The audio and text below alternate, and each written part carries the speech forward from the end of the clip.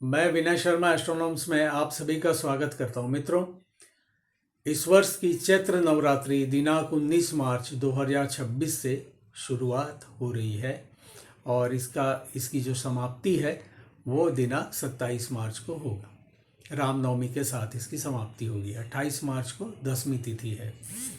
ये नवरात्रि बहुत ही विशेष मानी जाती है क्योंकि इस नवरात्रि में कई सारे त्यौहार एक साथ चलते हैं। गणगौर है, इसके बाद रामनवमी है, फिर नव वर्ष की शुरुआत है। तो इस नवरात्रि को बहुत विशेष माना गया है और इस नवरात्रि में कुछ विशेष उपाय मैं आपको बता रहा हूँ। आप प्रतिपदा तिथि के दिन, जिस दिन आप घट स्थापना करते हैं, अगर आपके घर में नवरात्र आप बैठाते हैं और व्रत उपवास करते हैं या ना भी करें तो भी, अगर आपके घर में नवरात्र की स्थापना नहीं होती है, कलश स्थापन नहीं होता, घट स्थापन नहीं होता, फिर भी आप कुछ उपाय हैं, कुछ प्रयोग है, ये इस नवरात्रि के दौरान अवश्य करें। ये अकूत संपदा देने में सक्षम है। और इस नवरात्रि जो व्रत नहीं कर सकते, जिनका स्वास्थ्य अलाउ नहीं करता, वो व्रत उपवास ना करें। देखिए, कोई भी त्यौहार या पूजा इस तरह की जो भी आती है, व्रत उपवास उसमें लोग करते हैं। शिवरात्रि है, जन्माष्टमी है, नवरात्रि है। नवरात्रि साल में 4 बार आती है, 2 गुप्त होती है, 2 प्रत्यक्ष। तो जिनके शारीरिक रूप से जो स्वस्थ हैं वही व्रत उपवास करें। और अगर व्रत उपवास ना करें तब भी आप घट स्थापना कर सकते हैं। सुबह शाम माँ की पूजा करें, दुर्गा सप्तशती के पाठ करें। और दुर्गा सप्तशती के पाठ अगर ना कर पाए तो कम से कम सिद्ध गुंजिका स्तोत्र का एक पाठ सुबह शाम अवश्य करें और आरती अवश्य करें। तो प्रतिपदा तिथि के दिन का एक विशेष प्रयोग मैं आपको बता रहा हूँ।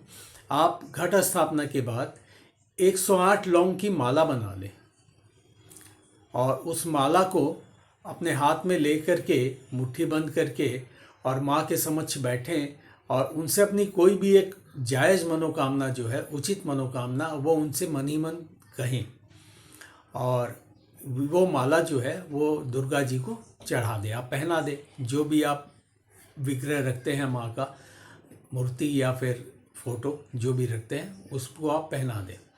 9 दिन ये माला वहीं पे पड़ी रहेगी और 9 दिन बाद फिर बाकी सामान जब आप गंगा में विसर्जित करते हैं, ये माला भी वैसे ही विसर्जित हो जाएगी। और इसके अलावा 2 लौंग, 1 लौंग का जोड़ा ले लें और प्रतिपदा तिथि से रोज 2 लौंग माँ के चरणों में अवश्य चढ़ाएं। और जो विशेष प्रसाद होता है उसका वीडियो आपको प्रतिदिन मिलेगा। 1 दिन पहले, कल से आना शुरू हो जाएगा। वो विशेष प्रसाद आप चढ़ा सकते हैं। एक प्रसाद जो होता है वो रोज चढ़ेगा, वो है लौंग और बताशे का। 2 बताशे और 2 लौंग का प्रसाद रोज चढ़ेगा, ये कंपलसरी है। इसके अलावा आपकी सामर्थ्य अनुसार जो भोग होते हैं, विशेष भोग, वो मैं बताते चलूँगा आपको और वो आप चाहें तो वो चढ़ा सकते हैं। ये मैंने देखा है, ये प्रयोग करने के बाद बहुत से लोगों को मैंने बताया और प्राय सभी की मनोकामना जो थी वो 9 दिन के भीतर उनको पॉजिटिव आंसर्स मिले हैं। तो अगर आपकी भी कोई उचित मनोकामना है तो ये प्रयोग अवश्य करें। और ये 9 दिन जो है, कम से कम ये 9 दिन आप शुद्धता का पालन करें अवश्य। अगर आप नॉनवेज खाते हैं तो कम से कम ये 9 दिन नॉनवेज ना खाएं। और जो नॉनवेज नहीं खाते तो हो सके तो प्याज, लहसुन इत्यादि तामसिक भोजन का प्रयोग इन 9 दिनों में ना करें। आपके घर में नवरात्र बैठता हो या ना बैठता हो, आप सुबह शाम माँ को दीपक अवश्य दिखाएं, उनकी आरती करें और लौंग बताशे का भोग अवश्य लगाएं। देखिए, नवरात्रि हर घर में नहीं बैठाते हैं लोग क्योंकि उसके कुछ नियम होते हैं, किंतु नियम पालन ना कर सकें तो नवरात्रि ना बैठाएं।